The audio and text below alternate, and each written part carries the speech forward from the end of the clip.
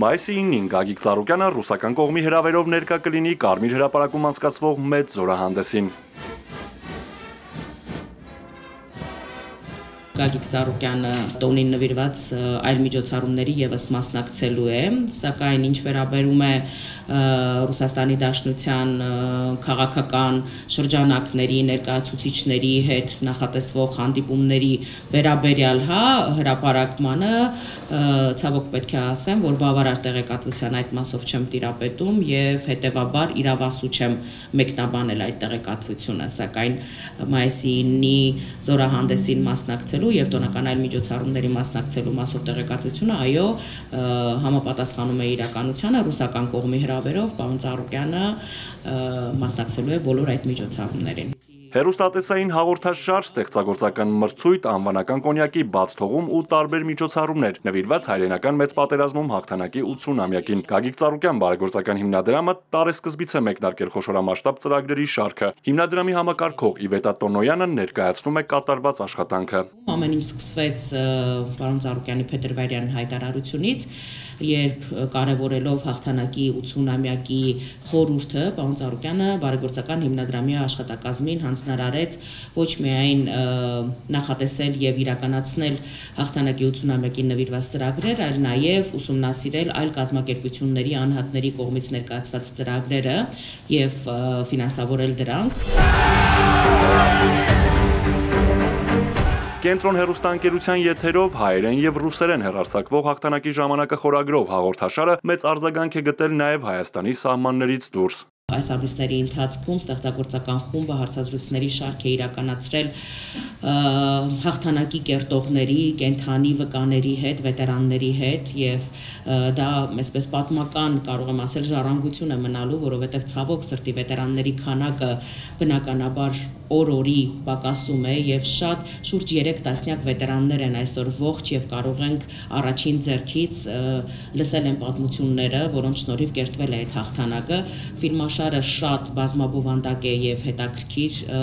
խորհուրդ կտամ բոլորին հնարավորության սահմաններում դիտել, որովհետեւ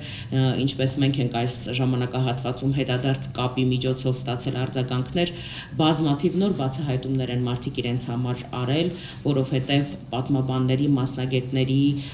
հետ զրույցում բազմաթիվ այսպես նաեւ պատմական փաստեր նորովի են բացահայտվել։ Պատմական հիշողություններն ու ժառանգությունը պահպանելու նպատակով Գագիկ Ծառուկյան բարեգործական հիմնադրամի աջակցությամբ խոշորամասշտաբ ծրագիր է իրականացրել նաև Հայաստան-Արցախ համահայկական երիտասարդական միությունը։ Հաղթանակն իմ արխիվներում խորագրով մրցույթին մասնակցել է 18-ից 35 տարեկան 600 երիտասարդ։ Ներկայացել են հարազատների ժառանգություն ստացած ստեղծագործություններ, բանաստեղծություններ, պատմվածքներ, լուսանկարներ, նամակներ եւ այլ գրական, փաստագրական նյութեր ու տեսանյութեր։ Հաղթողները հիմնադրամի կողմից ստացել են պատվոգրեր, խորհրդանշական նվերներ ու դրամական պարգևներ։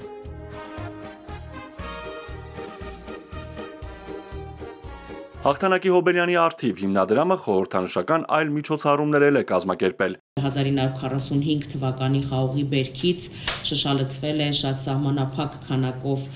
կոնյակ Երևանի Արարատ կոնյակի գինու կոմբինատում եւ կոնյակը բացառիկ է նրանով, բացի նրանից, որ հենց 45 թվականի բերքից է շշալցված, վաճառքի ենթակա չէ, շատ սահմանափակ քանակով է շշալցվել եւ նախատեսված է վետերանների եւ ականավոր այն մարդկանց համար, ովքեր որ իրենց դերակատարումը ունեն ոչ միայն հաղթանակի կերտման գործընթացում, այլ նաեւ այդ պատմական հիշողությունը վառ պահելու գործընթացում բազմաթիվ միջոցառումներ եւս իրականացվել են վետերանների միության հետ համատեղ վետերանների միությունում լեգենդար Մարշալ Բաղրամյանի թանգարան է բացվել, որին մասնակցում էր նաեւ Մարշալի թոռը։ Հիմնադրամի բոլոր միջոցառումները դրական արձագանք են ստացել ոչ միայն Հայաստանում, այլև մեր երկրի սահմաններից դուրս, հայտնվել են արտասահմանյան լրատվամիջոցների էջերում։ Օրեր առաջ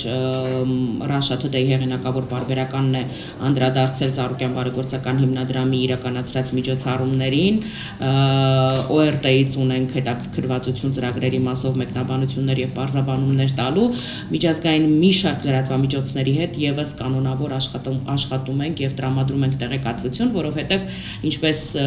միջազգային լրատվամիջոցներն են արձանագրում, այս ծավալի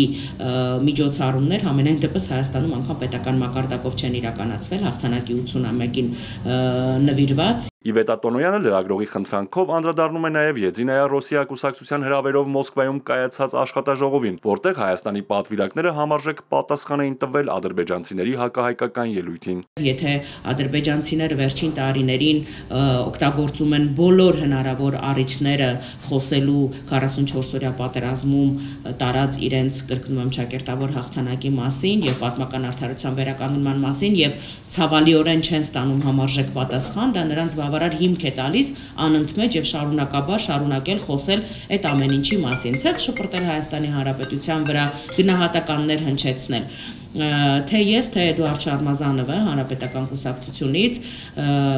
բնականաբար համարժեք պատասխան տվել ենք այդ հայտարարություններին։ Լրագրողներին հետաքրքրում է նաև, թե երբ է տեղադրվելու ազգային համախմբման համերաշխության խորհրդանիշ փրկչի մոնումենտալ արձանը։ Վերջնական գործընթացը խոսքը փաստաթղթային այսպես գործընթացի մասին է, որը ավարտին է մոտենում, շուրջ 99%-ով արդեն իսկ ավարտված է։ Շինարարական աշխատանքները մեծ թափով մեկնարկելու են, տեղադրման աշխատանքները իրականացվելու են, նախատեսված 77.7 մետր այսպես մետրի փոխարեն 101 մետր է այլևս ամբողջ բարձրությունը լինելու, հուշարձանի եւ լինելու է ֆանտաստիկ գեղեցիկ, որովհետեւ են թեկուզ 3 դեմոդելավորումները, որ այս պահին իրականացված են ամբողջ տեղանքի համապատկերի մեջ իրապես շատ ազդեցիկ է եւ շատ գեղեցիկ։ Այս մասով նաեւ մի այսպես գաղտնիք բացահայտեմ, որ լրատվամիջոցները թերևս տեղյակ են, որ Ծառուկյան բարեգործական հիմնադրամը նաեւ ֆիլմ արտադրողների Հայաստանի միության հետ ունի հուշագիր համագործակցության, որով Կաննի միջազգային կինոփառատոնի ժամանակ հայկական տաղավարի հովանավորչությունն ենք մենք ստանձնել եւ իրականացնում եւ որպես գաղտնիք պետք է ասեմ, որ այդ կինոփառատոնի մեր հայկական տաղավարում շատ մեծ չափսերով տեղադրված է լինելու նաև Հիսուս Քրիստոսի այսպես արձանը պատկերող պաստառը, որպեսզի ամբողջ աշխարհին եւս մեկ անգամ հիշեցնենք, որ այո Հայաստանը առաջինն է ընդունել քրիստոնեությունը։ Արթուր Հակոբյան, Ալեքսանդր Կիրոյան, Էպիկենտրոն։